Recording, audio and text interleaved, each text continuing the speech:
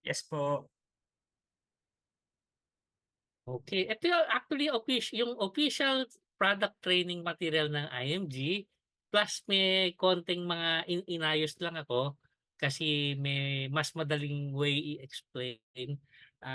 So konting adjustment lang. So pero basically ito yung galing sa Manila Banker sa IMG na official training.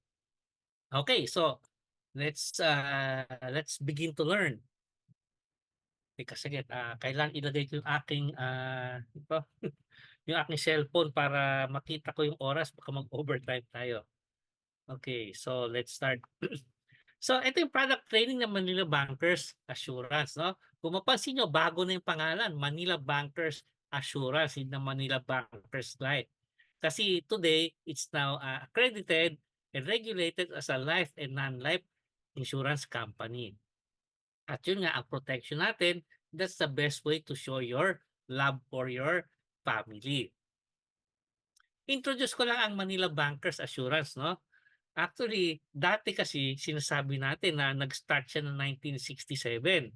Pero nung naghalongkat na records pala, wow, March 12, 1965 pala nag-start ang Manila Bankers, no? So, hindi lang 55 years ang Manila Bankers, actually ngayon ay 59 years, no?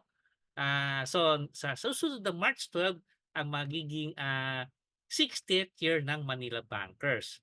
Ang aim nito, even from the very start, is to help build the Filipino families financially acquired by IMG in 2018, no?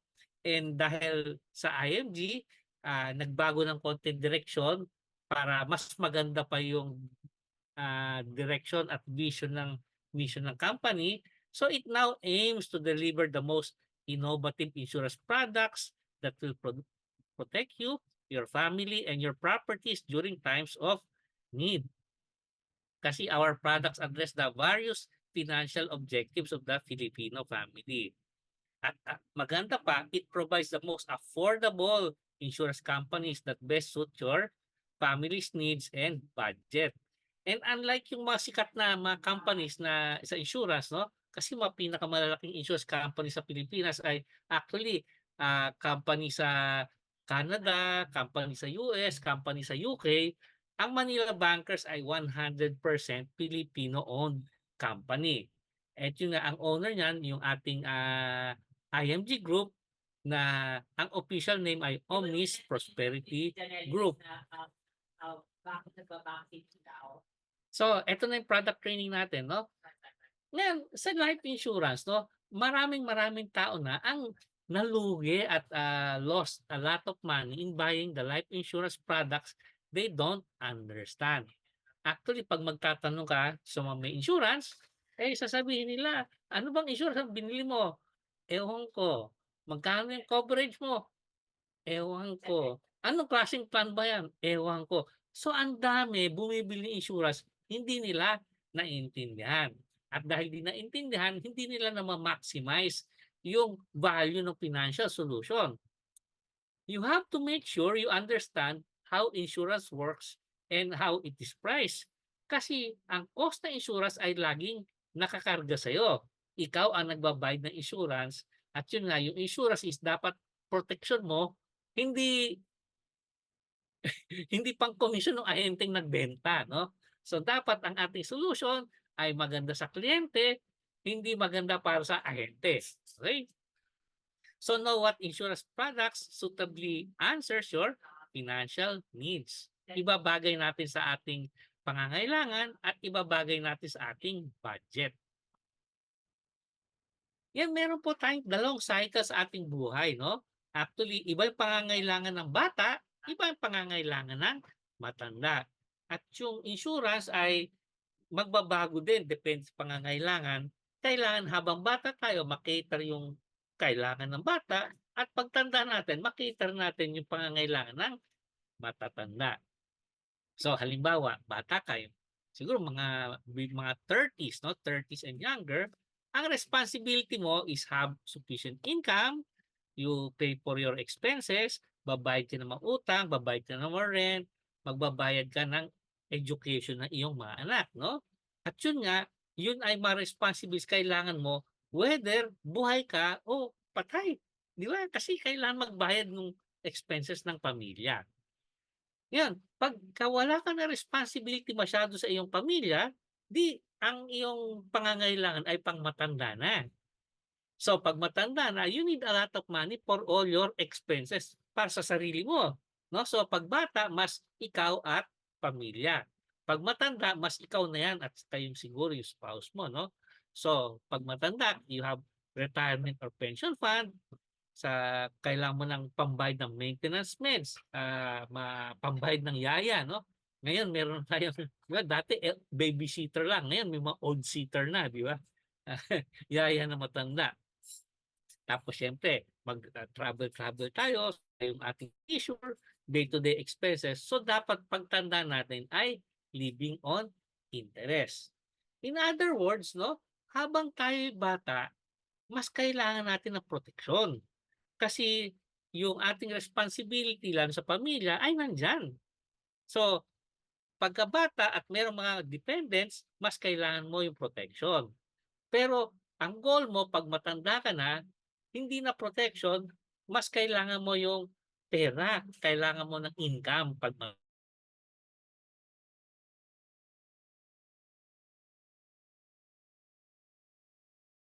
na ipe-present today.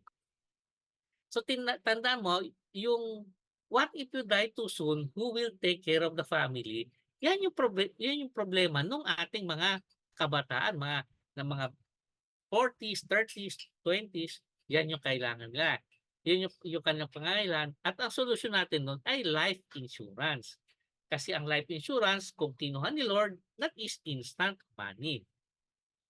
Yan, 'pag matanda na wala ka ng responsibility, ang problema mo na lang is what if you live too long, who will take care of yourself, 'no? So, ang solusyon natin ay investment. So, we will live on interest. At yung mga solution sa gusto natin na kombinasyon yun ng life insurance saka investment. So, gusto natin active investment pagtanda, pero in case kunin tayo ni Lord na maaga, ito ay mas protection of life insurance. Okay, ngayon may dalawang types ng life insurance. May tinatawag tayong bundled na insurance. It's pure life insurance plus cash value. Halimbawa nito yung madalas na inaalok ng mga insurance agents, no? Whole life, endowment, insurance policies with cash value, yung mga VUL, no? Ah, marami kayong naririnig ng mga sad stories tungkol sa mga bundled insurance kasi bayad sila ng bayad, di nila mahal yung kanilang insurance na kinukuha. Ngayon meron din tayong second type ng life insurance 'no. Meron tayong, unbundled na pure life insurance or term insurance na maaaring may separate savings na kasama ng policy or maaaring yung savings ay talagang separate.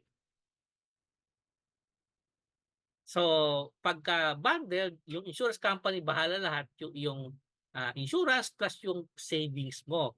'Pag unbundled, magkahiwalay insurance at magkahiwalay savings. Maaring si insurance company nagma-manage, pero maaring ikaw ang nagma-manage nung savings part, puwede yun.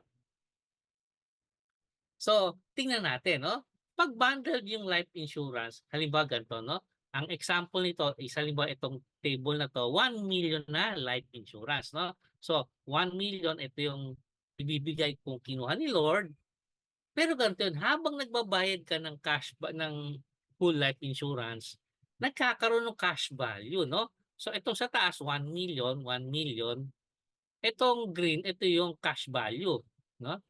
Yan, sa simula di zero yung cash value nun. So, ang insurance mo nun 1,000,000. Okay? Yan, habang tumataas 'no, nagbabayad ka, habang tumatagal, tumataas yung cash value. Halimbawa 200,000 na yung cash value nandito, 'no? So, yung 200,000 pera mo na yun. Pero for the same premium, ang insurance mo is 800,000. Kasi 200,000 pera mo na yun, eh, di ba? So, ibig sabihin, ang risk ni insurance company, 800,000 na lang, hindi na 1,000,000. Yan, later, halimbawa, nung 800,000 na yung pera mo, 800,000 na yung pera mo nandito, no? So, 800,000 pera mo, pero 'pag kinuha ka ni Lord, 1,000,000 pa rin ang ibibigay sa family mo. Kasi pagka gano'n kasi pagka gano'n maaaring 200,000 na lang yung insurance na ibibigay plus yung 800,000 na cash value mo. So gano'n lagi 'pag bundled life insurance, fixed yung death benefit, pero habang tumatagal mas pera mo 'yan kaysa pera ng insurance company. So pagka gano'n meron tinatawag tayong cash surrender value, itong value sa baba. Pero 'pag kina-surrender value mo, mawawala na yung iyong, policy, 'no? So, mawawala na totally. Ngayon maaari mo ring utangin yung cash value. 'Pag inutang mo 'yan, ang tawag do'n policy loan. 'Pag inutang mo 'yun, may interest, 'no? May interest na babayaran. Isipin mo pera mo na 'yan ta's mag-i-interest. So, mababawasan pa yung, coverage ng iyong, plan. Tapos yun nga, decreasing coverage risk, habang tumatagal kasi tumataas nga yung cash value. Pero ito, nagma-mature at age 99, 'no? Hanggang 99 insured ka, pero 'pag pumalo ka ng 100 years old, ibibigay na sa'yo yung 1,000,000 as if namatay ka. So sabi niya, "Uy naku, sigurado ko makukuha yung 1,000,000." Kailan mo makukuha? 'Pag 100 years old ka na or kung kinuha ka ni Lord ng maaga. Okay. So ito typically ito yung medyo mahal na insurance. So tingnan natin yung isa pang klaseng insurance, 'no? Yung tinatawag na, ah,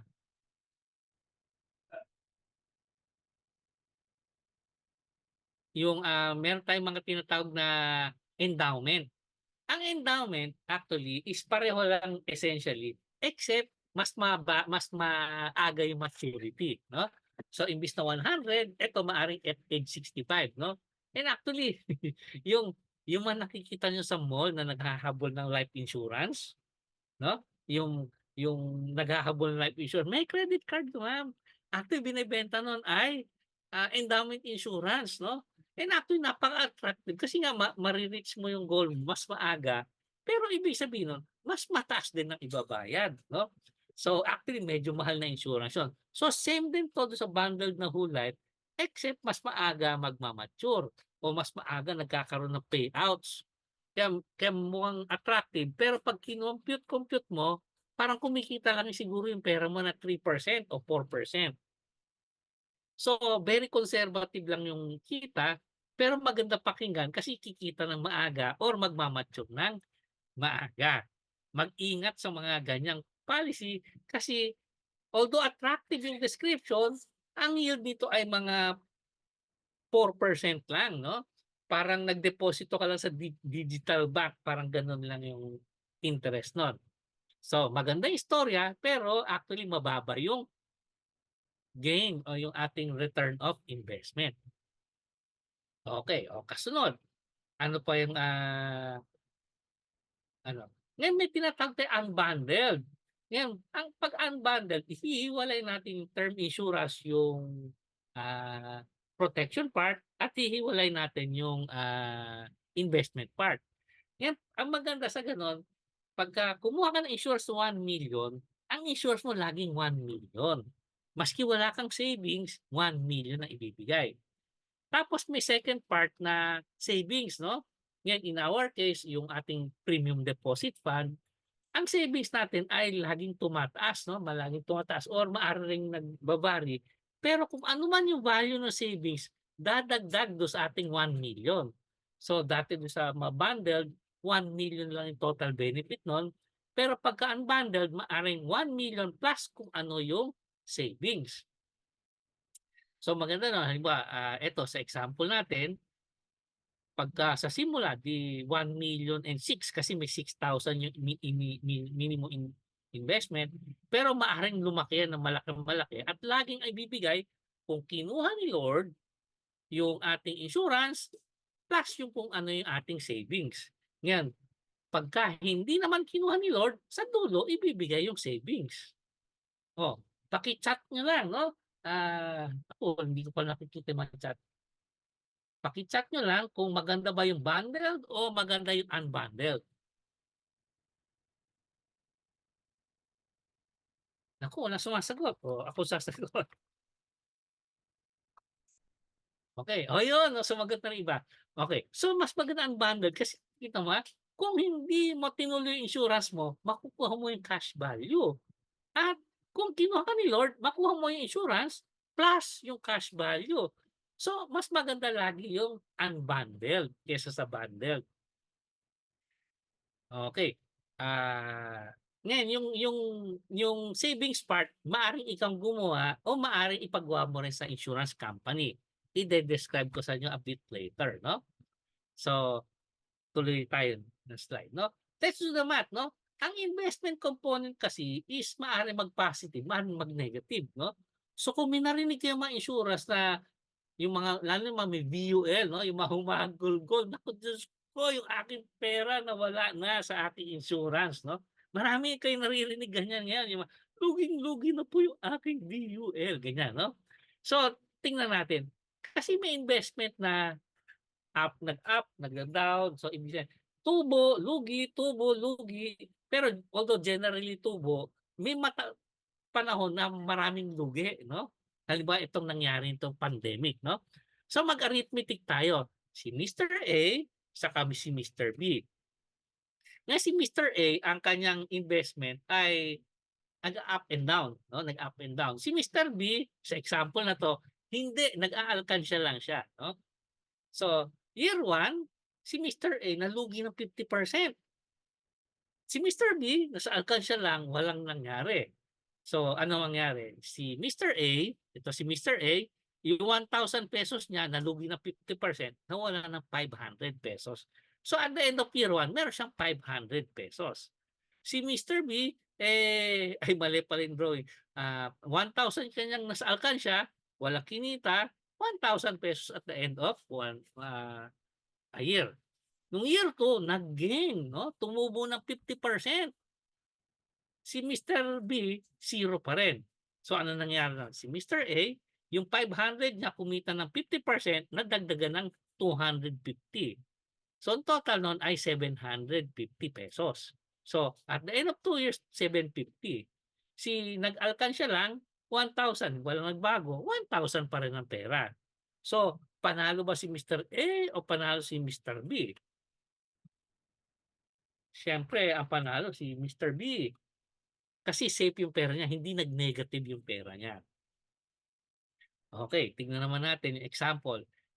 Halimbawa baliktad, imbis na malugi ng 50%, nanalo ng 50% sa unang taon, 'no? So si Mr. A, yung kumita yung kanyang, yung 1,000 na 50%, so 1,000 plus 500 equals 1,500. Si Mr. B, wala nangyari. Yung dahil 0%, 1,000 plus 0 equals 1,000. No? Nung year 2, nalugi si Mr. A. No? 1,000 ay ng 50%. So 1,000 nabawasan ng ₱750. No? So at the end, may ₱750. Si Mr. B, dahil hindi nagne-negative, ₱1,000 na dagdagan na 0, 1,000 pa rin. So si Mr. A, 750 po ang pera, si Mr. B, 1,000 yung pera. Sinong panalo? Di si Mr. B.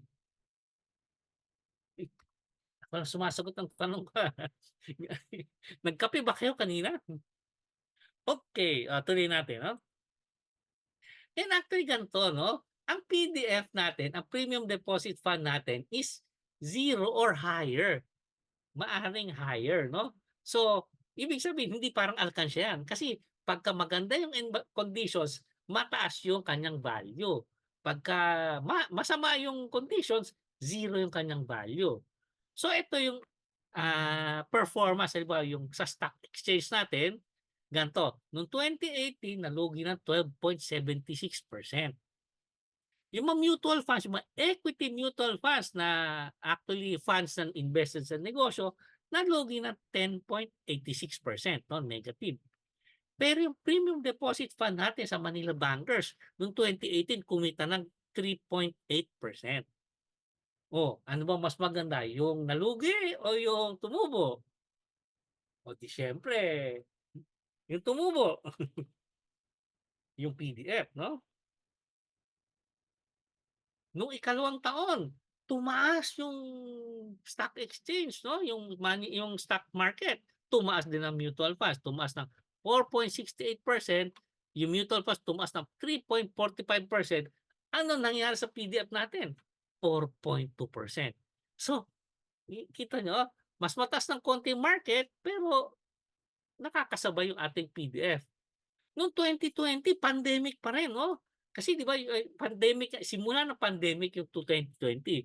So actually, although initially bumagsak siguro mga 40-50% yung ating stock market, naka-recover sa dulo, naging -8.64 na lang. Yung mutual fund -8.25. Ano nangyari sa PDF? Although bumagsak yung market ng todo-todo nung 2020, kumita pa rin ang ating PDF ng 1.6%. At kung tapansin nyo, lahat ng taon na yon hanggang 2023, last year, laging positive ang premium deposit fund. No? So tingnan natin, sa stock market, 1, 2, 3, 4, 5. 5 out of 6 years, lugi. Yung mga mutual funds, 1, 2, 3, o 3 times out of 6, lugi. Ang PDF natin, 6 times out of 6 panalo. Actually, every year yan, panalo. Kasi actually, ang minimum na maaring kita ng PDF ay siguro 0.1%. So, lahat ng taon yan, positive. Walang negative, walang zero, laging positive. So anong ibig sabihin niyan? Example, no? Pag kinompound natin effect, lahat tayo nag-aral ng compound interest, di ba? Yung rule of 72, compounding interest. Ano mangyari sa iyong 1,000 pesos kung ininvest natin sa PDF o sa stock market or sa mutual fund, no? So tingnan natin, no? So pag minultiply natin ng mga interest na 'yon, ng mga interest na 'yon, yung 1 million pala, hindi pala 1,000. Ang 1 million na ininvest ko nung start nung 2018, no, nung unang taon sa stock market, yung 1 million ko naging 872,000. Kung nilagay ka sa mutual fund, yung aking 1 million naging 891,000.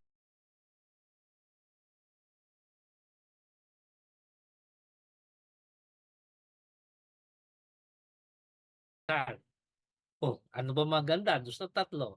Mas maganda ba yung stock market, mutual fund o PDF? Wow, may naunang mag-type sa'kin, maraming salamat, participate na. Yan compound natin 'no, 2018, 19, 20, 21, 2023. At the end yung 1 million natin kung nasa stock market ay 753,736. Eh, di luhang-luha ko na 1 million ko saan nagpunta yung aking 247,000, 'di ba? Nalugi kasi nga gano'n, up and down yung mga investment.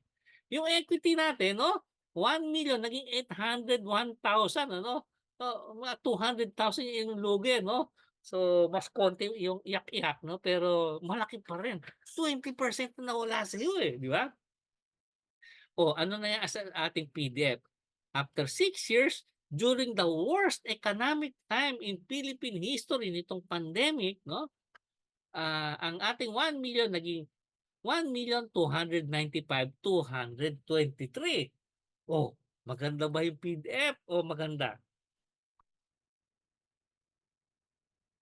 Oh, ang galing ng PDF ano? So, ibig sabihin nga, ito, maski wala kang ginagawa, hulog ka lang ng hulog, yung iyong PDF ay lumalaki, guaranteed. At yun nga, 'pag guaranteed yun, tapos, yun nga maaring malaki, eh, di parang 'di ba yung ating sinasabi sa mutual fund, except siguro baka hindi siya abot ng 18%, 'no, hindi siya abot ng pero ibig sabihin garantisado na 'pag nilagay natin sa PDF, hindi bababa yung value ng ating investment. Maganda o maganda? 'Pag tumitingin ako sa kaliwa, ibig sabihin nagta-type ako sa chat. Okay, o tingnan natin pa. Ano advantages ng PDF? It's guaranteed not to go negative. The interest rate will not go lower than the interest rate of the savings account of the top 3 local banks, no? O sa ngayon ang mga top 3 local banks ay 0.1 sa 0.0 ay 0.1 o 0.05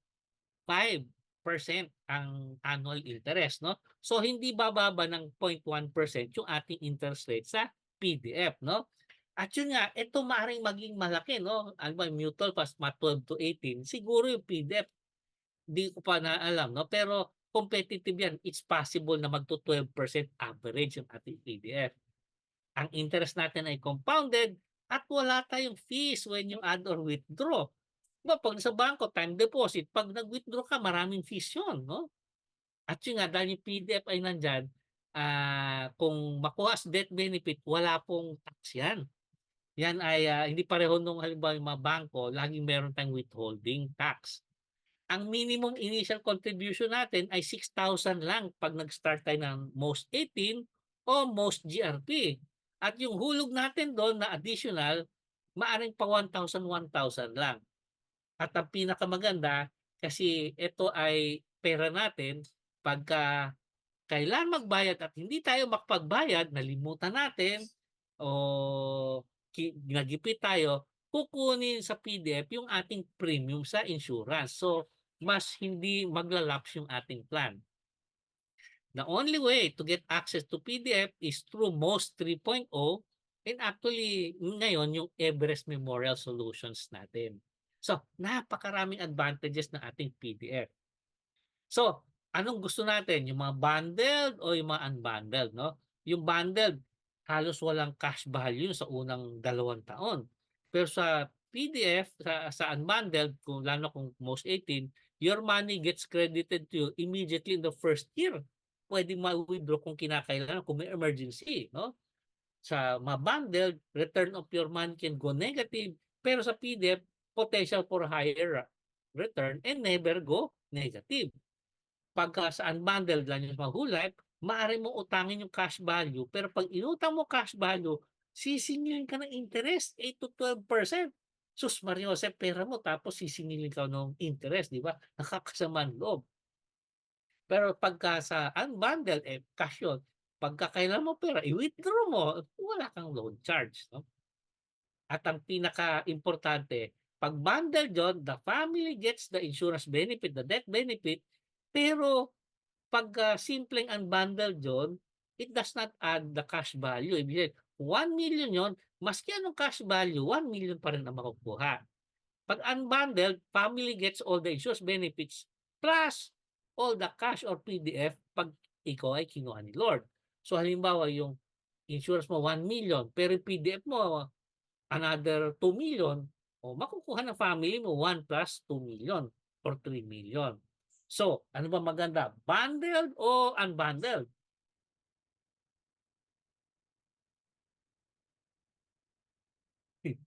Parang nagbibigay ako ng quiz pero ako rin ang sumasagot, no? Tuloy lang natin, no? Actually nga, so pag-usapan natin VUL. Pag bundled yung VUL, actually ganito dalawang klaseng VUL. Merong bundled na VUL, merong unbundled na VUL. At kailangan itatanong mo yan kasi pagka inalok ng mga yung mga insurance advisors, yung mga licensed financial advisors, no? By the way, there's no such thing as licensed financial advisor. Kasi hindi regulated profession yung financial advice, no? So yung mga licensed financial advisor, hindi nila alam kung ano yung kanilang title, no? Anyway, so yung mga yan, mag-aalok sa yung VUL. Hindi sa'yo sasabihin kung anong klaseng VUL ang bibigay sa'yo. Kalahati na sasabihin sa'yo, bundled na VUL na may cash value, meron ding unbundled VUL with cash value. So, halimbawa, pagka-bundled, no? Pag bundled yung VUL with cash value, meron din siyang investment part, pero nasa loob ng yung insurance, no? So, halimbawa ito, yung tong green line, ito yung 1 million, no? Yung coverage, 1 million. Yan, sa simula, yung cash value mo halos wala, no? Nandito sa zero. So, unti-unti nag-build up yung cash value. Pagka kinuha ni Lord, ibibigay nila either yung 1 million or kung yung cash value mas mataas, ibibigay yung cash value. So, maximum of insurance plus cash value. Okay. So, lalo na sa simula, di syempre, yung cash value mo baba, naging 1 million yung iyong makukuha insurance. Yan dahil mahal, no? Dahil mahal yung VUL, marami ang mga insurance nila less than 1 million. Siguro, insured ka ng 200,000, 300,000, 500, 700. No? Yung iba nalalakihan na sa 700,000 na VUL. Pero tayo sa most 18 is usually 1 million and above. No? Kasi nga mahal yung VUL. No? So, ang investment rate of return can go negative. No? So, like itong blue, tumataas, bumababa, bumababa, tumataas, gano'n. No? You may lose your protection if you withdraw the cash value. So pag tinanggal mo to, baka mawala yung iyong insurance o mabawasan, no? So eto pagkasaba halimbawa binayan ko 1 million ta's nandito to. So dito baka 800,000 na yung pera mo, ang ibibigay lang insurance is 200 para magawa yung 1 million. So ibig sabihin part of what you are receiving is actually your savings, no? At ganito, importante rin, may mga VUL na bundle na nagmamature at age 100. Yan, yung mga nagmamature na age 100, madalas yon is pagka umabot ka ng 100 years old, ibibigay siya yung 1 million or cash value depending on which is higher. Pero alam nyo, ang nakakalungkot, isa sa pinakasikat na VUL, they simply terminate at age 100, no? Pagdating ng age 100, ibibigay lang sa'yo yung cash value. Eh kung yung cash value mo bumaba mga 500,000 lang, no? Dami-dami mo hinulog, tapos 500,000 lang. 500,000 lang makuha mo. Yung insurance portion, hindi makukuha. Oh, okay, so some VULs are whole life, some are term insurance, fund value is variable. So actually ito, napaka-complicated na mga VUL. Kaya kailangan itanong natin kung ano yung ino-offer, no? Napaka-complicated at saka maraming mga nakatagong hidden charges, no? Ano pa? Meron yung unbundled VUL with cash value. So like ito, example natin, no? O, 1 million, tapos maaari rin may kasamang cash value. Pero nga, yung cash value natin, no? Maaaring mag-negative yung ating yung ating growth, no? Tapos maaari ring mawala yung main protection pagka withdraw mo yung cash value. Magmamature din siya sa age 99. Hawig din siya sa whole life, pero ang cash value is variable. Again, no, ang VUL is maraming fees and charges at maraming mga mahiwagang hindi kinukwento sa atin ng ating financial advisor. So kailangan kung kukuha ng VUL, kailangan aralin natin mabuti at pag-aralan natin yung cost, no? Kasi typically ang mga VUL is mahal ang ating bayad at mababa yung ating coverage. Kaya typical VUL, maraming VUL is below 1 million. There are some na umaabot ng mga 2 million, 3 million, pero napakamahal ng mga ganong VUL. Okay, so tignan pa natin, no? Pero hindi yung topic natin. Pag-aralan natin ang most 18. Kumpara natin VUL versus most 18. Ang VUL madalas bundled, ang most 3.0 laging unbundled. Ang gains natin sa VUL maaring negative, sa ating most 3.0 guaranteed not to go negative. At yung VUL nga pag hindi mo nababayaran, mataas ang chance ng lapsation. Pero ang most 3.0 dahil nga yung PDF natin maaaring ipambayad sa premium, mas mataas yung chance na hindi maglalapse, no? So anti-lapsation. Sa VUL, yun nga may iba may loan charge, no? Pero sa ating most 3.0 wala po tayong loan charge. At ito po, no, sa most 3.0 dalawa lang yung fees natin yan. Yung una nun is one-time policy fee of 500 at yung ikalawa parang fee pag masyado ko madalas mag-withdraw. Pag lampas 3 times in a year ka nag-withdraw, baka singilin ka ng kaunting fees, no? At yun nga, actually, yung kaunting fees na yun, ay kaya sinisingil para i-discourage yung withdrawal. Kasi, di ba, ang premium deposit fund, ang life insurance, ang design yan ay hindi ka nag-withdraw.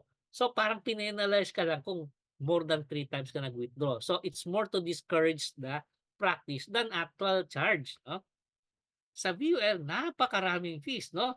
Maaring actually may management fee ka na hindi nawawala, may top up fee na laging meron, ano? May withdrawal and management fees na at kung ano-ano pa basta sa VUL napakarami, bawat galaw may fee. So generally ang VUL is expensive, no, habang ang ating most ay affordable. Yan, pagka bundled, fix yung death benefit sa VUL, pero tayo laging increasing yung death benefit kasi laging death benefit yung amount na covered plus yung ating PDF. So ah, laging insurance plus cash value yung ating nakukuha sa most 3.0. So mas maganda ba yung mga VUL o yung most 3.0? Siyempre most 3.0. Kasi ma-IMG tayo, eh. 'Pag IMG matalino tayo sa pera 'no. Kinukuha natin yung mga financial solutions na maganda para sa marami, 'no. Yung talagang gusto mong i-recommend sa lahat ng makamag-anak mo, mahal mo sa buhay, mga kaibigan. Kasi yan yung nagma-maximize ng benefits habang hindi naman nakakasakit sa bulsa. Tuloy natin yung ating, slides 'no. So, the four cornerstone of a good life insurance product is siyempre kailangan makita mo yung growth, kung ma-high rate of return, yung safety kung yung cash value will not go negative 'no, tax advantage kung magbabayad ka ng tax o hindi, at yun nga low cost of protection.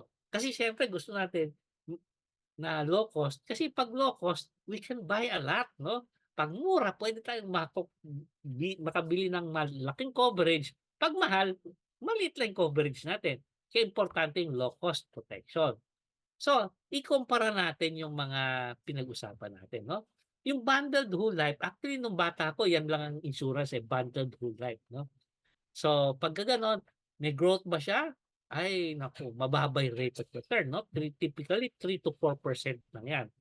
Safety will not go negative. Yes, it will not go negative no'n, pero will not go negative, pero will not go higher than 3 or 4% din. May tax advantage ba? Lahat po ng life insurance may tax advantage. Pero low cost ba yung protection? X din yun. So, dito sa whole life, meron po tayong dalawang check at dalawang X. Hindi masyado maganda siguro kasi dalawa lang yung check. So, tingnan natin yung mga endowment at age 65. Naku, Diyos ko, parehong-pareho lang. Dalawang check sa dalawang X. And actually, ah mas mas mahal ang endowment nangyari 'no. So, kung may double X man, eto siguro double X kasi mahal talaga yung endowment.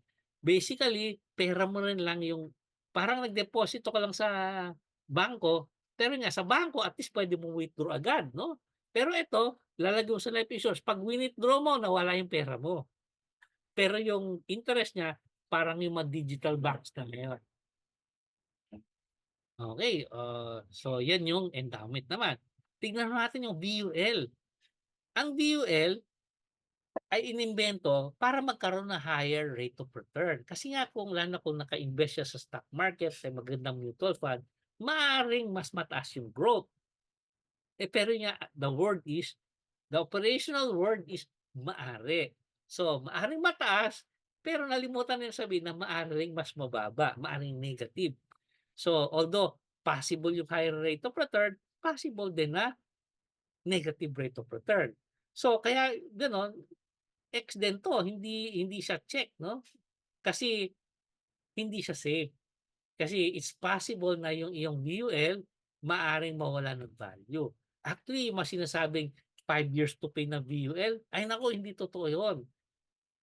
Ang ibig sabihin nila, they expect na in 5 years you can fully pay it and then it will be self-sustaining. But it's possible na you will be asked to contribute more.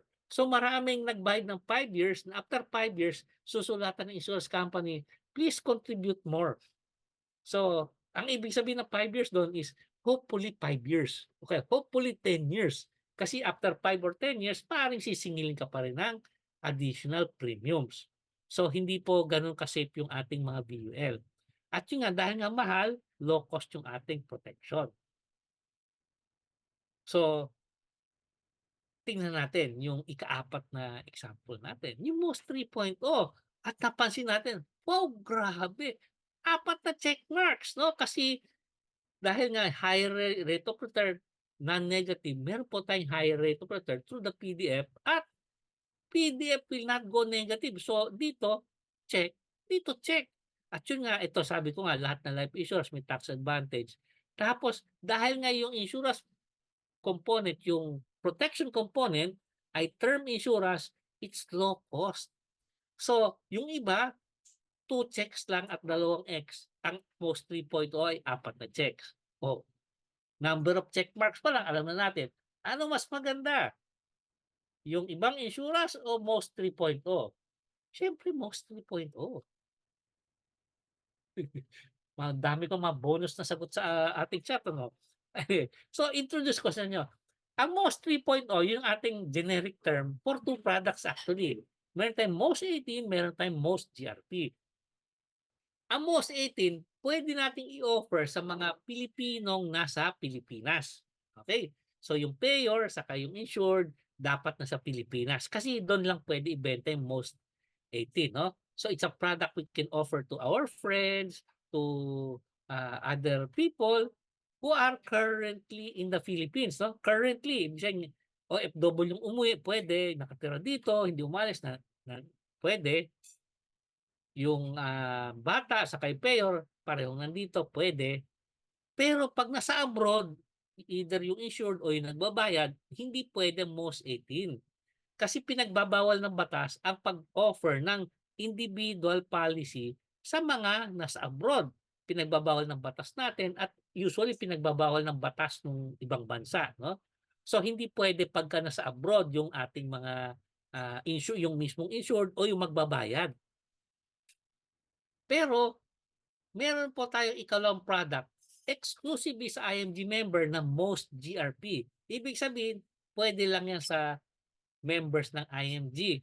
At ito, pwedeng i-offer maski na sa abroad kasi ito ay group plan. Ibig sabihin, ito ay in-offer lang within the group. No? Pagka ganun kasi, the actual policy belongs to the group. No? So ito, kinuha ng IMG para sa IMG members. So ang policy niyan ay dito sa Pilipinas. At ito ay exclusively para sa members ng IMG.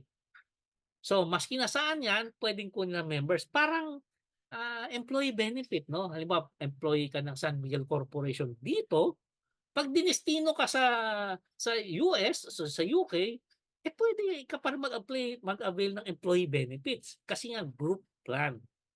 Okay, so most 18 para sa mga nandito sa Pilipinas, whether IMG member or not, most GRP, pwede maski saan, maski nasa abroad, maski nasa Pilipinas ka, nasa abroad ka, pwede ka mag-most GRP.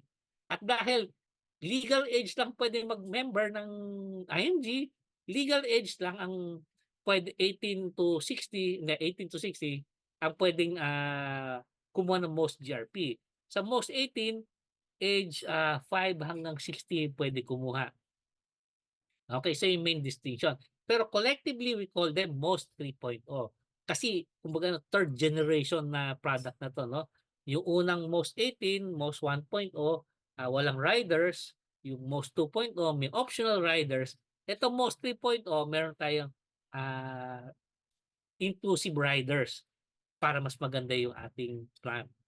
Okay. So, MOS 3.0 is an unbundled term life insurance with premium deposit fund that provides coverage for 18 years, no? So, it's an 18-year plan. After 18 years, either you renew or you terminate. It allows maximum coverage at minimal cost. For exactly the same amount of protection, MOS 3.0 is the least expensive type of life insurance compared to other life insurance solutions. At yung PDF, the savings part, maaari mong gamitin for retirement, pension, education, and other future expenses. So maaari mong iplano maski ano yung future na financial goal, no? So this ensures that the family reaches its financial goals whether the insured is alive or not. So maaring handa ka ng pampagawa ng bahay o pang college ni baby, no? So magka-college si baby 18 years from now, ipaplano ko na mabigyan siya ng college education whether I'm here na buhay or kung kunin ako ni Lord na maaga, maaari kong igawa ng college plan si baby. Ganon din kung gusto kong magkaroon ng bahay na worth so much in so many years, maaari kong planuhin yung bahay niya na bibilhin ko whether I'm still alive or yung aking savings aabot ng tamang amount by that time. Ang strategy na yan is, ang tawag dyan ay buy term invest the difference or BTID, no? So marami nagsasabi na magandang plano yung BTID, pero usually ima-manage separately yung life insurance sa kayong ating savings. Pero sa most 3.0, manage natin with one solution. So ibig sabihin, maski hindi ka magaling mag-invest, magagawa mo yung iyong BTID. Sa regular BTID, kailangan ka kasi magaling mag-invest para magawa yun eh. Kasi di ba, hiwalay mo manage insurance, hiwalay mo manage yung savings. Pag hindi ka magaling mag-manage savings, hindi mo mararating ang goal mo. Sa most 3.0, we help the fund experts in Manila Bankers manage our money. So, mararating yung ating goal at ang expected na projected natin na long-term goal average is 12%, no? Expected, no? So hindi yun guaranteed. Pero we expect that the average growth will be about 12%. At kung mapansin nyo, kanina diniscuss natin, yung mutual fund nga, negative yung 6-year growth, di ba? Pero inaasahan natin, at nakita natin actual yung PDF growth natin ay positive during the 6 years. So, napaka-safe ng ating investment at malaking yield even in the worst economic times. So, paano nangyari yun? Magic bet? How does it work? Explain natin. Diba, ito example natin. Age 22. Net yield natin 12% assumed, no? Ang annual premium nito is 6,891. Yun yung cost ng insurance. May policy fee one time, ang death benefit ng 1 million, ang minimum na initial PDF hulog 6,000. Anong nabili nito? Insurance 1 million, accidental death benefit 1 million. Ibig sabihin kung accidental death 1 million plus 1 million, 2 million. Meron po tayong terminal illness benefit na 1 million. Ay, hindi na 500,000. Mali po itong 500,000. Meron tayong critical illness na 300,000 pesos. 30% ng coverage. Yung terminal illness, 500 lang. Mali ito slide. Ha? So, napakandang policy. Pero ang premium niya ay 6,891 lang. So, the insurance portion is how much? Like 550 pesos a month? 550 pesos a month, insured ka na ng 1 million, 2 million kung by accident. Di ba napakamura yan? Maski sino, actually kayang bilhin yan. Di ba?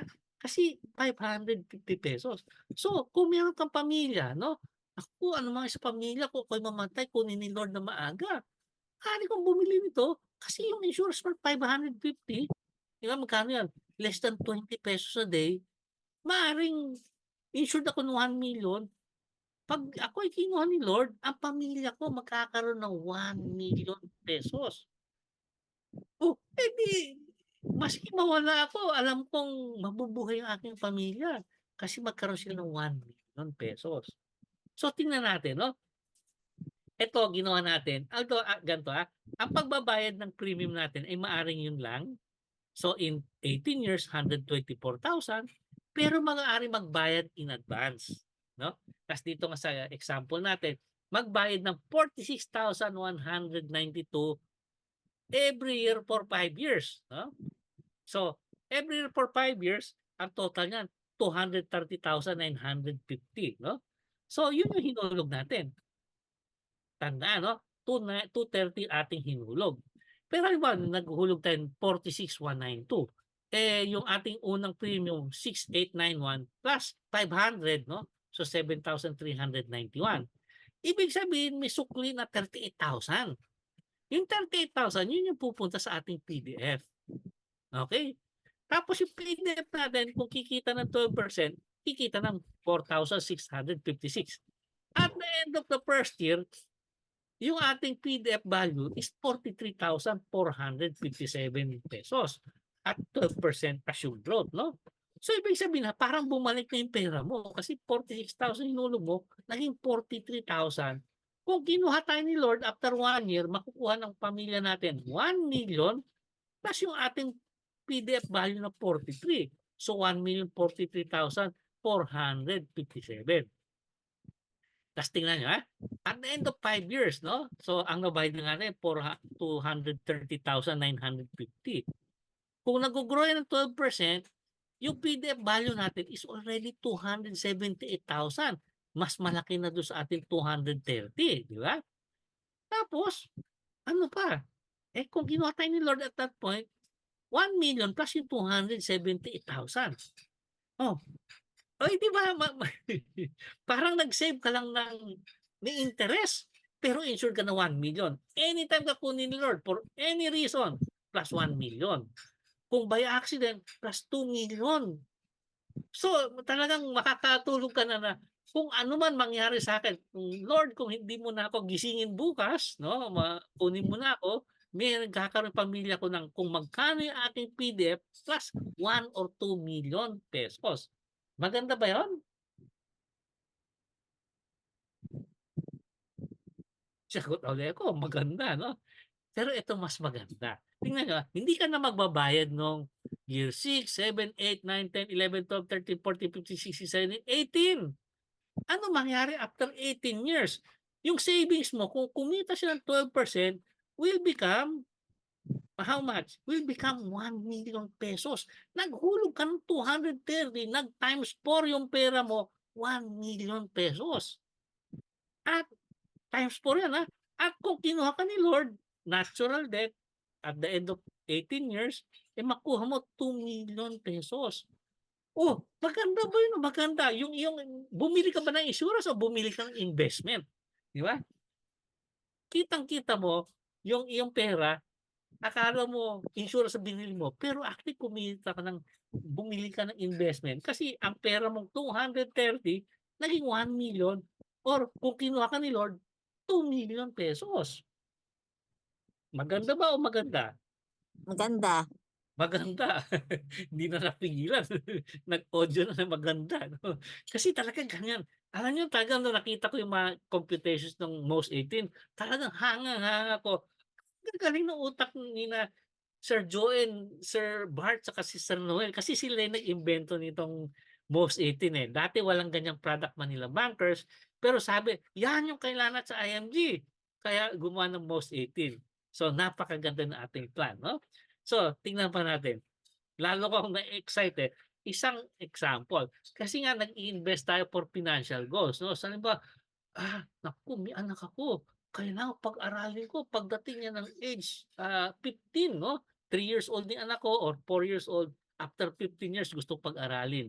So, gusto kong sigurado, maski nandyan ako, maski wala na ako, mapapag-aral ko yung aking anak. So, planuhin natin, no? So, ito, ah, ay, nawala yung ano, nawala yung unang slide, sorry. Nawala yung unang slide, no? Basta naghulog tayo ng so much, naghulog tayo ng so much, pasensya na, nawala yung unang slide, na-delete ko siguro. Naghulog tayo ng around mga 300,000. Naghulog tayo mga 300,000. Pero nung 300,000 na yun, natapos yung 18 years. Ito pala yung education na to, 24 years later, hindi 18 years. Pasensya na, nawala yung isang slide ko. Pinakamaganda slide pa naman yung nawala. Anyway, naghulog tayo ng mga 300,000, mga 50,000 every year for 5 years, no? Ay, 60,000 ata every year for 5 years. So, mga 300,000. Yan natapos yung 18 years. Kaya after 18 years, yung PDF natin, 988,000. No? So, yung 988,000, yun yung ating ihuhulog sa ikalawang most 18, unang renewal. No? So, yung unang renewal, saglit lang ha. Mag-stop ako ng screen share. Mag-stop ako sa screen share. Hanapin ko lang yung first slide.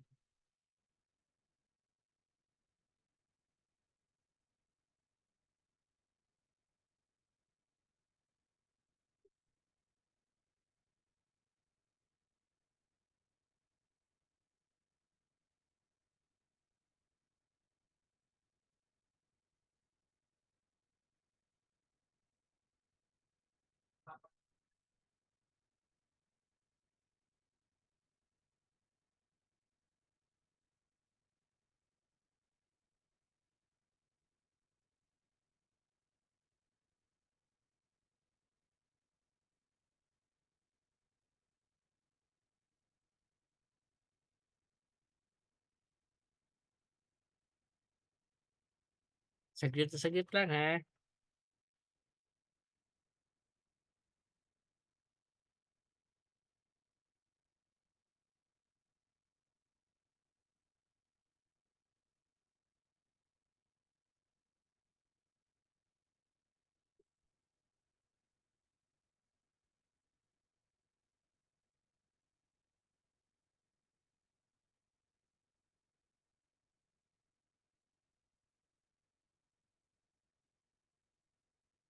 Sorry, di ko makita 'no. Anyway, basta nga 'di mga 300,000 ang hinulog niya.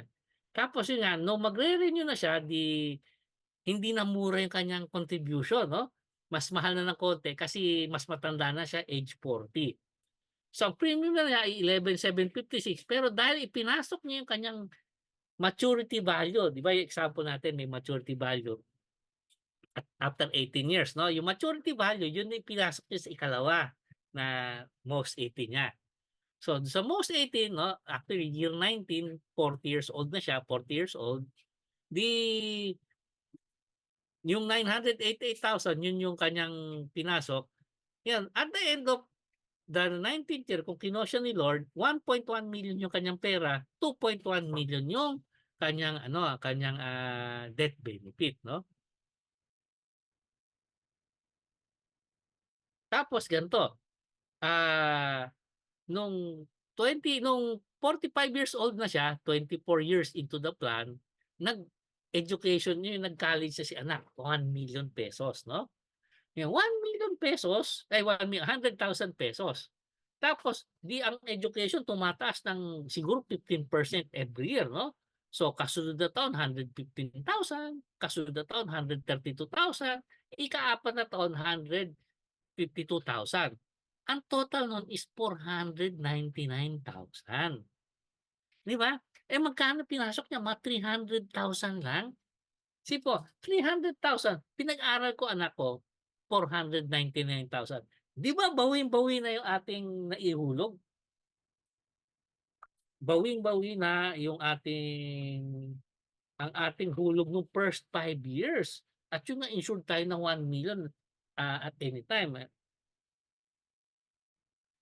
Tapos nga ganito, halimbawa kinuha tayo ni Lord na mas maaga, halimbawa kinuha tayo ni Lord nung tayo 40 years old, eh, di mag-iwan tayong 2 million, 'di ba?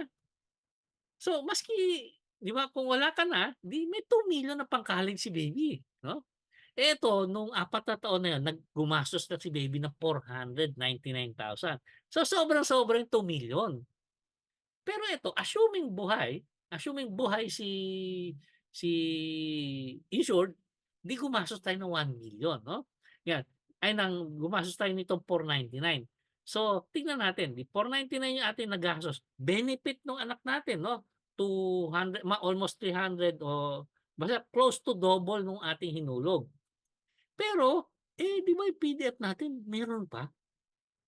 Yung PDF natin lumalaki, and at the end of the second, installment, at the end of the second term, yung 230,000 ay 300,000 natin na 499 binayad natin sa college, ang value na nun ay 5.1 million pesos.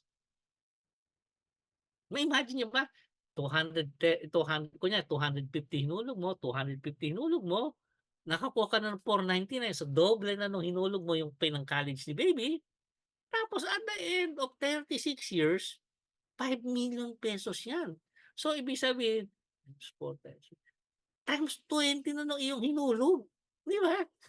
Maganda ba o maganda? Napag-college mo na at the end of 36 years, times 20 pa yung pera mo. Maganda ba o maganda?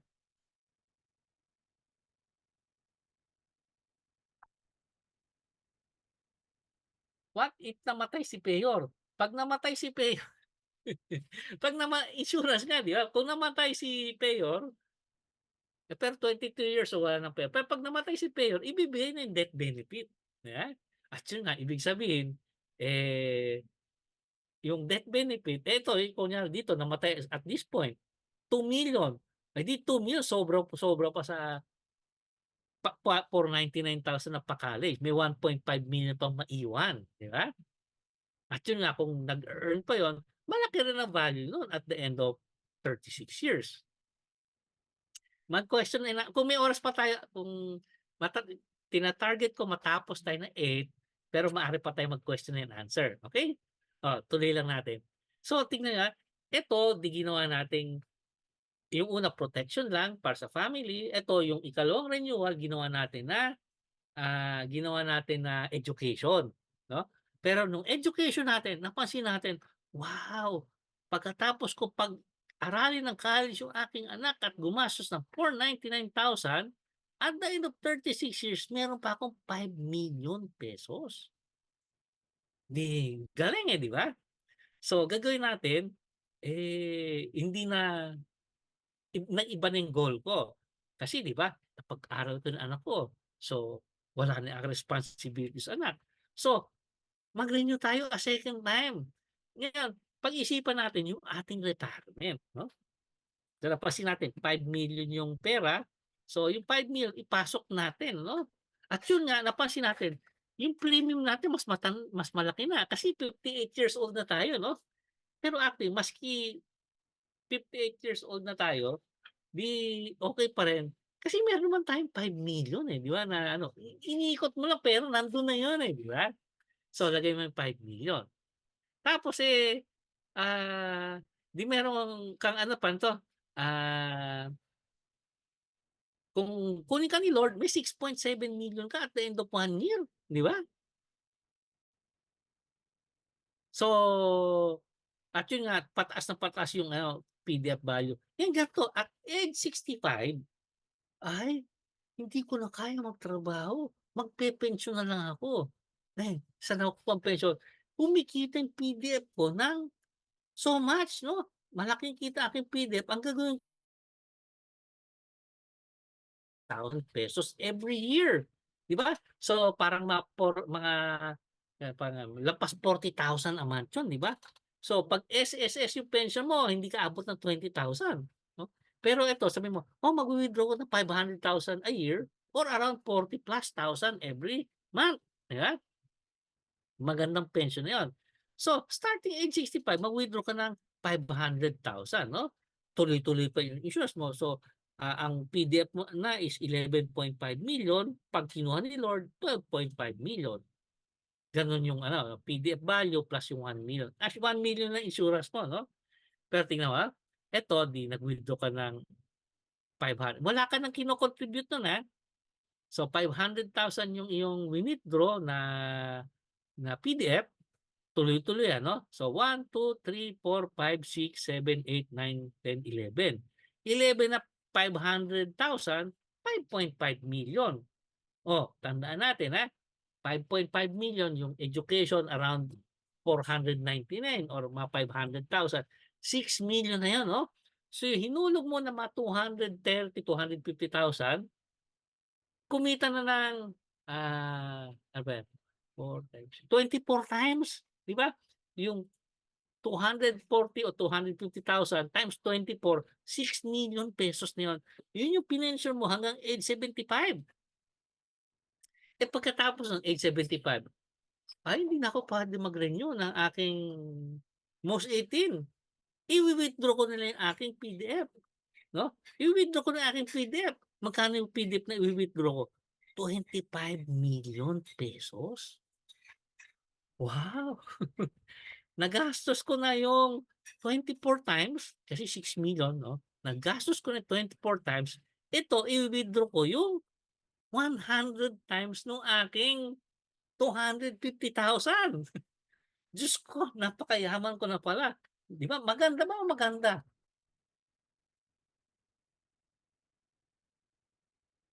Alam niyo nung ginagawa ko 'to, every sentence na every feature na tignan ko naisip ko, ang ganda-ganda ng most Sobrang 18. Agree ganda. ba kayo? Oo, Ma'am Myrna napa napasabi ka ng maganda, So isipin niyo, actually ito nga projection 12%, 'no. Of course it's not guaranteed, pero sabihin natin, maski hindi ako mga 25 million pagka ito'y 10 million, 'di ba tuwang-tuwa na rin ako. 'Di ba, 'di ba yung, sa akin 250,000 nakuha ko 10 million, masaya na ako, 'di ba? So maski hindi ko maabot yung 12%. Ito'y napakagandang plano kasi pinlano mo yung retirement 'no. So, nagpe-pension ka ng komportable, sa dulo papamanahan mo yung anak, apo ng 25 million pesos. Aba'y pagpapatayo ka ng monumento ng mga apo mo siguro 'pag binigyan mo sila ng 25 million pesos, 'di ba? So, napakaganda nung ating MOST 18. Tignan pa natin 'no, tingnan natin in more detail 'no. Yan, kung kayo life license 'no, kung kayo life license, meron kayong access sa proposal system 'no. So, paano ba mag-create ng sample proposal 'no? So, meron tayong 7 variants ng MOS 3.0. Actually, it's the same, pero kasi ganito, kailangan mo ibagay nga ang iyong proposal o yung plano sa pangangailangan ng tao. At yun nga, typically ang mga tao may at least 7 kinds of goals 'no. Meron silang budget based, meron akong 3,000 o 5,000 pesos a month na puwedeng ilagay sa insurance, budget based. Kasi gusto ko magkaroon ng pambili ng bahay, 5 million in 10 years. Gano'n 'yan, target. Magkano eto aking target, magkano aking dapat i-save. Meron ding sabi na, "Ay gusto ko money back, kung magkano binayad ko, 'yun yung babalik sa aking pera." Ha? Yun nga, yung education, gusto ko mapag-aral yung aking anak at this age 'no, o education with graduation gift. Pagka-graduate ng anak ko, bibigyan ko siya ng pambili ng bahay. 'Wag naman bahay, kotse para 1 million na siguro. O kaya yung aking, gusto ko 'pag umabot ako 65 years old may ganyang pera ako, 'no, lump sum. Or 'pag umabot ako 65 meron akong pension every month. So, ganyan yung mga typical na mga goals ng mga tao. So, tingnan natin paano natin gagawin 'no. So, punta tayo sa ating proposal system and fund simulator. Actually, pare-pareho lang 'yan, pero binagay lang for specific goals 'no. So, paggawa ng proposal, lalagay lang pangalan, email, cellphone number, tapos yung date ng birthday 'no, importante yung exact date ng birthday. Lalagay yung country, 'pag most 18 Pilipinas lang yung option natin. Pagka most GRP ang nilalagay ay member code. Ang member dapat active. Okay, ta's lalagay insurance, tapos yung mode of payment 'no. Tapos nga 'pag budget base, yung budget base nga allows you to design a budget, to design a plan based on your budget and assuming an average of 12% fund growth. Yan, ito ay DIY approach, do it yourself approach for you to have insurance coverage and at the same time maximize the PDF feature without having to worry about spending too much or going beyond your budget. So pag ito fixed lang, kaya ko lang i-save 3,000 every month or 3 times 12, 36,000 a year. Yun yung ilalagay ko, no? So ang tanong diyan ganito, what's your annual budget? Sa example natin, 100,000. How many years do you want to save? 5. So 5 na 100,000 yung aking ibabayad. Yun yung aking plano pag budget based, no? Yan maaari ring target based. This variant allows you to design a plan based on how much you want to receive at the end of 18 years or a specific year, no? Yung goal mo, assuming an average of 12% fund growth. So, this will help you know how much you will need to pay for a specific goal amount, no? So, halimbawa, kailangan ko ng 10 million by 2040, no? By 2040 or 16 years from now, pero babayad lang ako ng 5 years. So, ganyan yung i-entry na natin, no? So, binabagay natin yung PDF simulator do sa ating target. Halimbawa, ang gusto naman natin money back, no, yung babalik lang sa atin. This variant allows you to design a plan that will provide insurance coverage and ensure you will get back all your contributions at the end of 18 years, assuming an average of 12% fund growth. So, ibig sabihin, kung lahat ng binayad mo babalik sa'yo, ibig sabihin libre, di ba? Libre yung iyong insurance. Parang, yung pera ko pinahiram ko lang sa insurance company, pero all that time insured ako ng 1 million. Di ba? Kaya gano'n, no? So, tatanungin mo lang doon is ilang taon mo gustong ibigay yung pera, no? 'Pag 18 years, di parang naghuhulog ka lang nung iyong premium. Kung 5 years parang nag-prepay ka lang at pinark mo yung pera mo do'n. Kung actually 'pag 1 year lang, 'pag naging 1 year, ibig sabihin lagay ako ng pera ngayon, kunyari, 100,000, pag after 18 years ba makukuha ko yung 100,000 gano'n. Bale ito, 'pag nilagay mo yung 5 years, sasabihin sa'yo kung magkano dapat mo ilagay at yung magkano yung dapat bumalik sa'yo after, 18 years.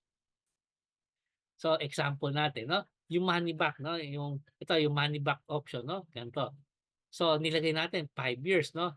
Kunyari yung nga ang, option natin age 22, policy fee 500, death benefit 1,000,000, assume natin 12%, ang annual premium nun is, 6,931.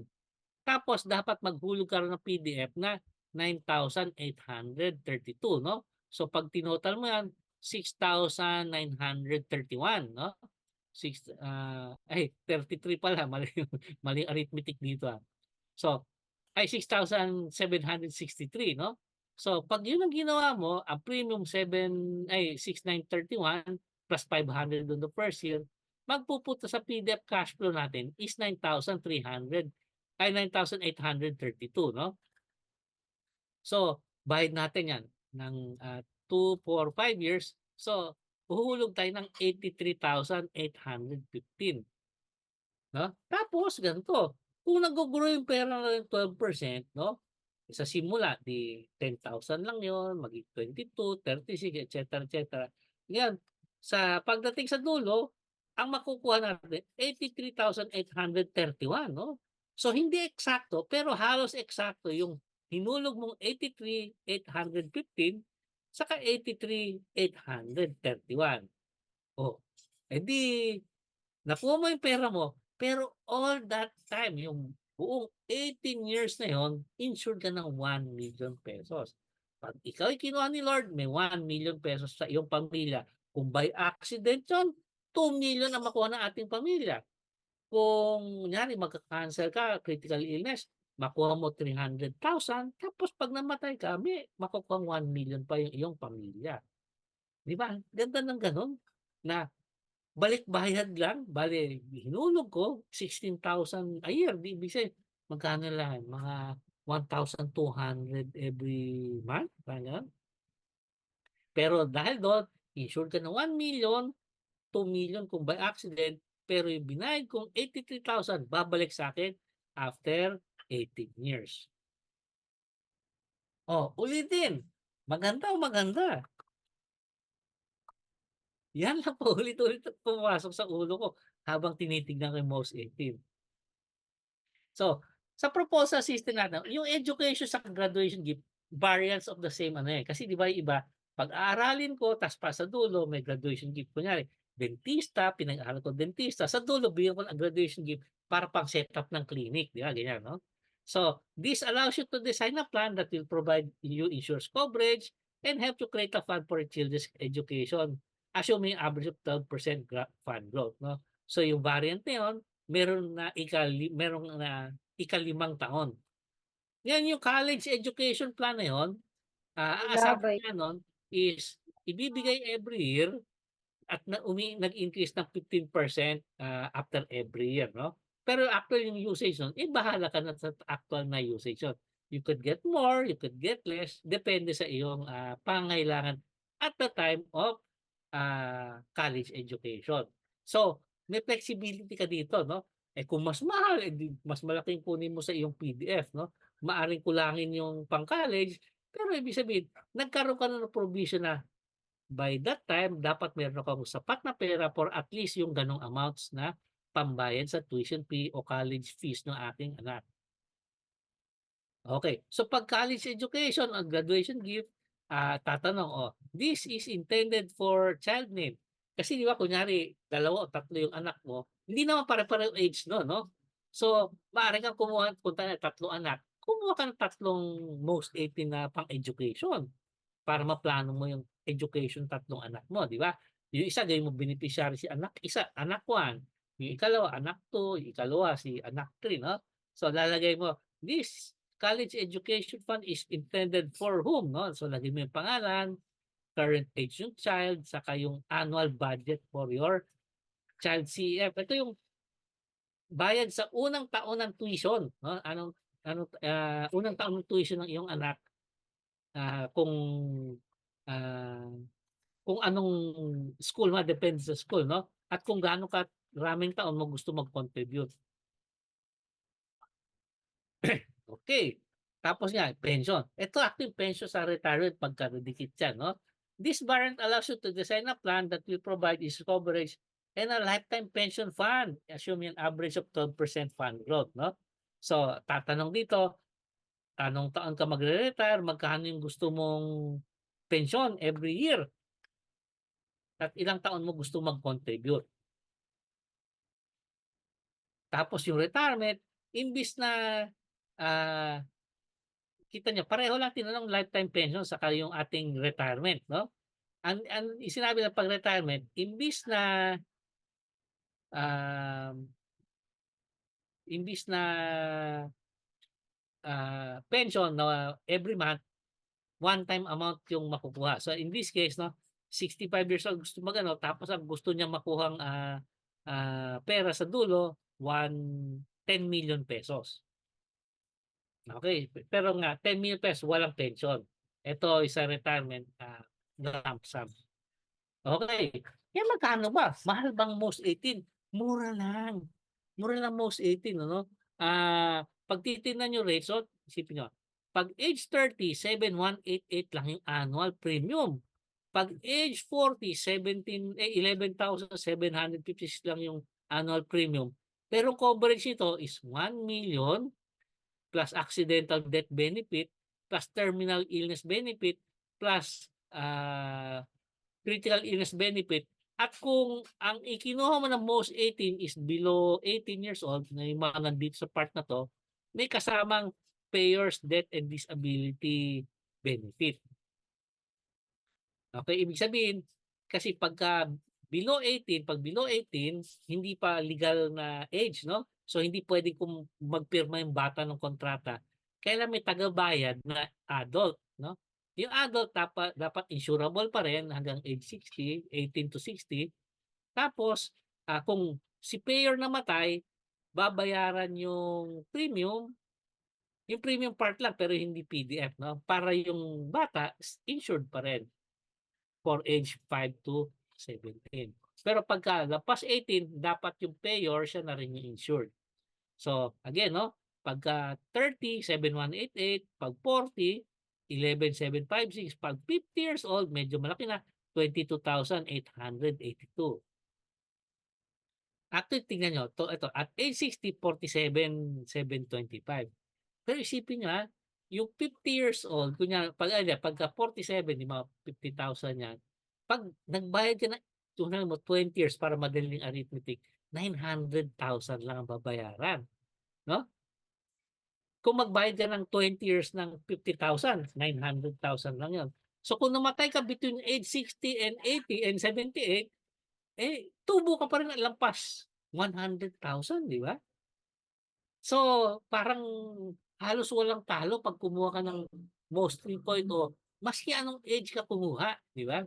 Halos walang talo. Kasi yung ihuhulog mo, chances are makukuha mo kung ikaw ay kunin ni Lord. So, ano bang features, no? Ang ating most 18, no? Least cost or most inexpensive type of life insurance but gives maximum coverage, no? So, napakaganda. Tapos, maximum coverage. Tapos, actually, meron siyang riders nga na common, no? Kasi gusto nga natin na pag aksidente, meron akong dagdag na 1 million, no? Tapos, pag magka-critical illness, meron akong dagdag na makukuha. Tapos, kung ako'y tinaningan ng buhay, no? Terminal illness, may makukuha ko in advance na sa aking death benefit para pambayad ng ospital. Yung premium deposit fund, yung ating main feature, yung ating yung ating unique differentiator, ito ay savings or investment component na mag-earn ng interest every year, no? At remind ko, it has a floor limit. Your money will not go negative. The lowest rate is equal to the interest rate of savings account of the top 3 local banks, no? So pag titingnan mo yan, ibig sabihin yung nilagay mo sa PDF, pwedeng emergency fund. Kasi di ba emergency fund, di mo na agad-agad kinukuha, no?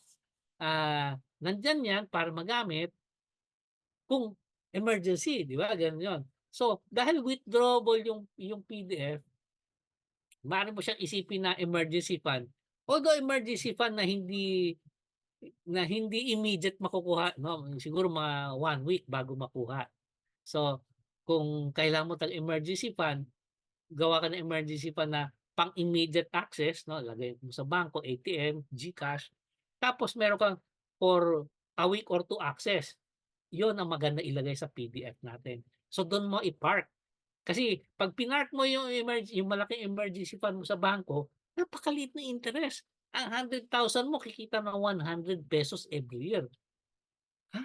100,000 ko, ₱100 lang every year. Gano'n 'pag nilagay mo sa BDO, BPI, no, Metrobank.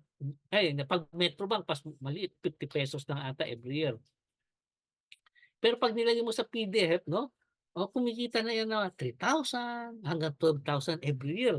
Eh, di siyempre mas gusto ko na yung 12,000 every year kaysa ₱100 every year, di ba? So 'pag magpa-park ng pera mas maganda sa PDF. Ang ating coverage ay 18 years at puwede ka mag-renew after every 18 years provided wala ka pang 60 years old. At yun nga, ang renewal natin ay guaranteed, no? So, healthy ka ngayong, nagsimula age 20, pagdating ng age 40, maski sakitin ka na nun, ire-renew ka nun. Kasi insured kasi meron ka ng first 18 years.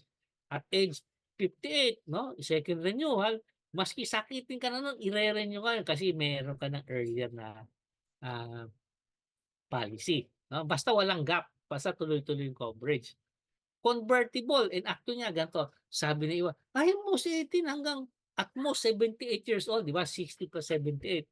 Most 78, eh, mamamatay ako, paano yun mamatay ako ng 80 o 90 hindi na ako insured. Maaari po natin i-convert sa whole life insurance ang ating most 18, 'no?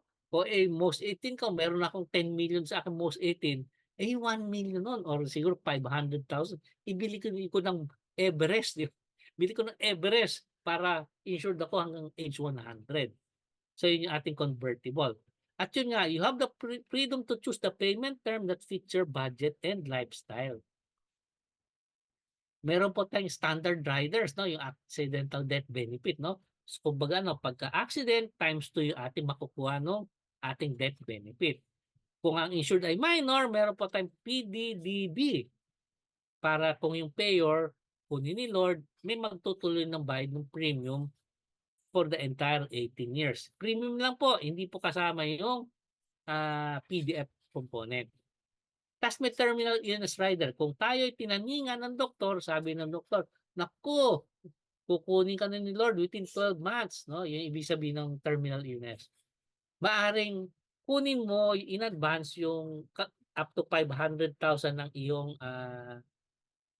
insurance, no? So, ito.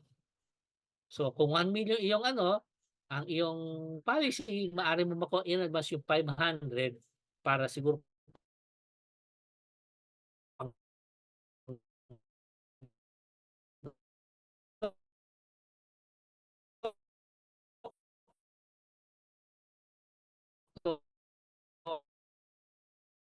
or pang-ospital, pagka may terminal illness. Yung sukle, the balance will be given upon the death of the insured. Ano pa? May critical illness rider po tayo. It provides additional 30% to basic death benefit to the insured in the event that the insured is diagnosed with a critical illness or kung may major procedure, no? So, yung iba, critical illness is critical illness lang pag magkasakit, no? Like yung mga ganito, no? Siyempre, hindi ko kayang i-explain yung mga sakit na yan, no? Cancer, tumor, coma, pero maaari rin pong covered yung surgery. Pag ikaw po ay na-aksidente, no? Yung major surgery, may major burns, no? Nasunog yung bahay, maski hindi critical illness, i-cover basta nakalista dito sa conditions dito, no? So like yung major organ transplant, co-cover din po nung 30% na basic death benefit. So hindi lang critical illness, including major medical expenses. Okay, ano pa, no? So like I said, most 18, pwede sa member or non-member, pwede mag most 18. Pero ang most 18 is exclusive for IMG members kasi siya ay group policy, no? Pagka most 18, bibigyan ka ng individual na policy. Pagka most GRP, bibigyan ka ng certificate of coverage na nagre-refer do sa master policy. Most 18, ang eligibility is 5 to 6 years old. Sa most GRP, dahil members yan, 18 to 60 years old. So, sinong pwedeng mag-avail ng most 3.0, no? Yung insured, so meron kasing insured, may payor, may beneficiary, no? Ang insured kailangan, pag most 3.0, age 5 to 60. Pagka, pagka nasa ibang bansa, hindi pwede most 18. Kailangan age 18 to 60 years old for most GRP at active member ng IMD, no? So, pag nasa abroad, pwede most GRP, pero hanggang 60 years old lang. At yun nga, kailangan in good health at the date of application and issuance of the policy, no? Hindi po maaaring kumuha ng insurance pag naghihingalo na, no? Hindi maaaring, naku, tinaningan na akong buhay, kumuha insurance. Hindi po pwede yun. Anti-selection ang tawag doon. Bawal kumuha, or rather, hindi na, ang insurance ay privilege. Privilege yan habang healthy ka. Pag hindi ka na healthy, hindi ka na pwedeng kumuha ng life insurance. Okay. So, kumuha ng life insurance habang healthy. Kasi pag kailangan mo na kumuha, hindi ka na papakuhanin. Okay. So, yun si insured. Si payor owner, si payor, usually siya rin yung insured pagka legal age. Pero kung ang insured natin ay bata, di ba, 5 to 17 years old, kailangan may hiwalay yung tao na payor. Anyone related and with insurable interest to the insured and has the capacity to pay can be a payor. Ngayon, the payer will shoulder the regular premium for the program and sign on the application form for and in behalf of the insured if insured is a minor and cannot sign. Ngayon, pagka ang payer din dapat age 18 to 64 and in good health, no? So, kailangan pati siya healthy, no? Hindi maaring siya naghihingalo, di ba? Kasi hindi ka pwede mag-benefit pagka ikaw ay siguradong mamamatay na. Tapos meron din tayong beneficiary, anyone related to the insured and has insurable interest on the insured. Ang trabaho ni beneficiary, simple lang, will receive any and all benefits of the plan should the insured pass away. Ngayon, kung napansin nyo, may tinatawag na insurable interest, no? Ang insurable interest is ibig sabihin, mas gusto mong buhay kaysa patay yung insured, no? So, kamag-anak, no, asawa, anak, parent, no, yun pwedeng ma-beneficiary. Pero may ilang mga hindi pwedeng beneficiary. Actually, pwedeng beneficiary, business partner, pwede rin yung life partner, yung nagsasama lang na hindi kasal, no? Pero may konting exceptions. Hindi pwedeng ang beneficiary ay alam mo, kabit ng may asawa, no? So, 'di ba, nagli-live-in sila, buhay pa asawa ni lalaki or buhay pa yung asawa ni babae from an earlier marriage, hindi pwedeng beneficiary yung partner kasi pinagbabawal yun ng batas. Pero pagka gano'n na, kunyari life partner, eh, maganda gumawa siya ng business kasi ang business puwedeng business partner puwedeng, may insurable interest din. Okay, ano pa? Ang medical requirements napakasimple lang. Up to 1,000,000 maaaring do'n sa application form kung walang negative sa application form, i-approve yan ng walang additional medical documentation. Pero 'pag lumpas ng 1,000,000 yung coverage, kailan ng FME or full medical examination hanggang age 45 or pagka age 46 to 60 may dagdag na more saka ECG, meaning urinalysis saka ECG. So napakasimple lang ng requirements, no? Kasi nga pagkaramihan ng ano, pagka hanggang age hanggang pagka 1,000,000 lang hanggang age 60 walang kailangan na additional documentation. Pagka 1.5 hanggang 3,000,000 hanggang doon din lang sa ECG yung mga test. So napakasimple ng requirements. Kaya napakadali kumuha ng most 18. Ano pa? Non-medical limit nga yung 1,000,000, no? Maaaring sabihin lang ng agent na ano 'to na mukhang healthy 'no, mukhang healthy yung aking insured na ano, papayagan na. Contestability period 2 years, grace period 31 calendar days from due date. Reinstatement 2 years from due date. Naku, overtime na pala ako 803. Now, how much coverage do you need? Ang pinakasimple, ang pinaka-basic dapat annual income times 10 for income replacement. At least para mapaltan yung iyong income para sa pamilya. Halimbawa, kumikita ka ng 30,000 per month, no? Times 12 months of income, times 10 years, 3.6 million ang kailangan mong coverage. Bakit? Kasi kung kinuha ka ni Lord at magkaroon ng pamilya mo ng 3.6 million, kung mapakita niya ng 10% yung 3.6 million, 360,000 yun per year. Yung 360,000 per year, divide natin ng 12 months, around 30,000. So parang yung income mo, exact replacement lang ang makukuha ng iyong pamilya. Okay. So by using that insurance income replacement formula, you will be able to evaluate how much savings or insurance coverage you will need. Pagka yung insurance coverage is not enough, ang tawag sa'yo ay underinsured, no? So kunyari 30,000 ang income mo, tapos 1 million lang yung coverage, underinsured ka. Yan, kung 30,000 income mo, tapos 3.6 million yung iyong coverage, adequately insured ka. So pagka naman halimbawa, yun nga 30,000 yung income or 3.6 ang iyong income replacement, tapos ang coverage mo 5 million, ikaw ay overinsured.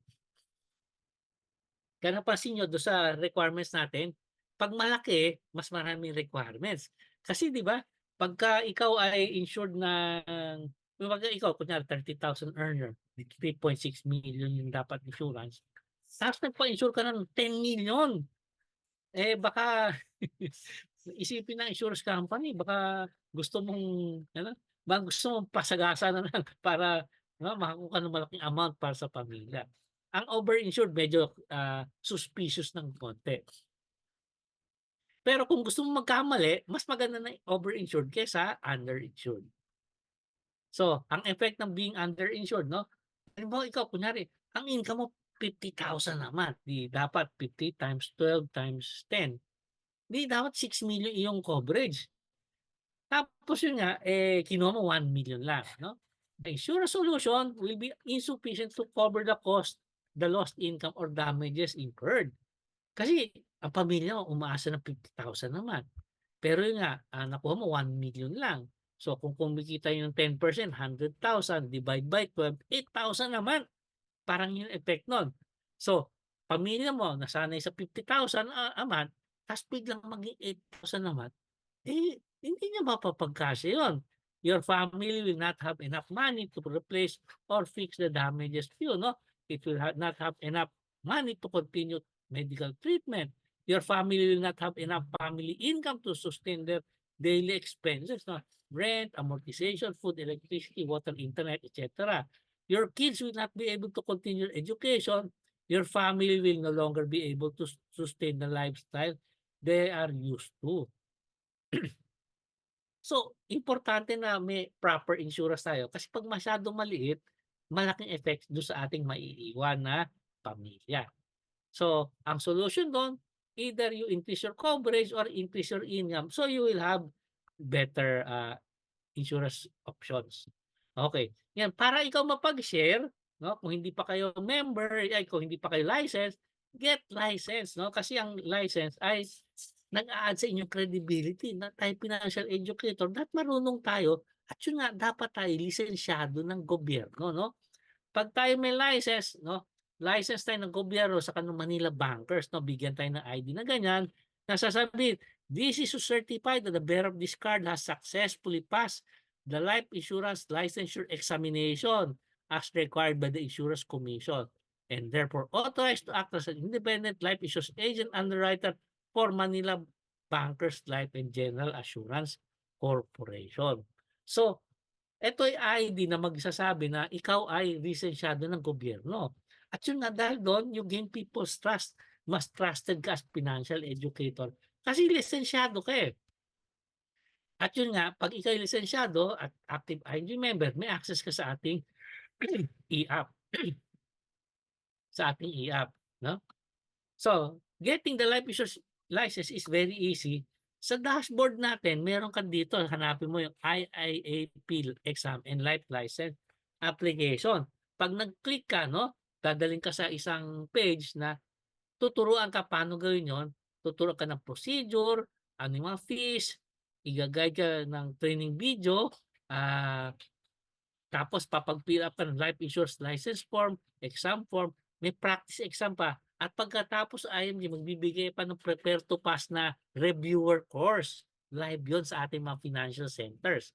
At pagkatapos no'n, 'pag nakapasa na tayo, bibigyan ka ng license ng Insurance Commission saka ng Manila Bankers, tapos bibigyan ng access sa e-app. Napakadali lang po 'no. Actually pagka kumuha tayo ng ano, ng ganyan, nag-prepare to pass tayo, 'di meron tayong review 'no, at ang nagre-review sa'tin yung mga pinakamagagaling na, licensed underwriters natin, nagsisimula kay Sir Joen 'no. So like ito, si Sir Malvin 'to, si Ma'am Girlie 'to, ah, si Sir Jerry Udarbe 'to, yan yung magagaling nating reviewers 'no. So pagpa-practice tayo ng exam. Tapos, eto si Ma'am Gina Lin from Cebu, si Doc Dada 'no, ah, si Ma'am Jessica Estorio ata 'to 'no, ito si Ray Labrado. So, the biggest builders, mga pinaka-expert natin, sila yung magtuturo ng face-to-face exam review. At yun nga po, alam niyo dahil ang IMG natural sa atin yung underwriting procedure saka yung common sense sa financial solution. Nung simula nung 2018 nung nagsimula tayong kumuha ng life licensure exam, ang passing rate na natin 90%. Pagka galing sa ibang companies ang dami bagsakan niyan pagkuha ng licensing exam. Ang IMG 90% at yung mga 90% na yun kasi usually 10% yung hindi nagdaan sa reviewer class 'no. Siyempre hindi nag-review, hindi papasa 'no. Ngayon yung mga nagdaan sa reviewer class, sila yung mga pumasa. So 90%, unang-unang take pa lang 90%. Pero habang tumatagal, wow, yung 90 naging 92,